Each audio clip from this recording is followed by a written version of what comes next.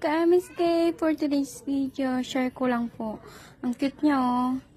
Nagustuhan ko lang siya. Mukhang maganda siyang ano. May kasama na siyang pangkulay. Ayan, kukulayan po natin to. For only 72 pesos. O, diba? Sa 72 pesos, meron ka ng sariling mug at pwede mo pa siyang parang DIY mo. DIY mug. Kung anong gusto mong kulay ilagay. O, diba? So, samahan nyo akong kulayan. Tara!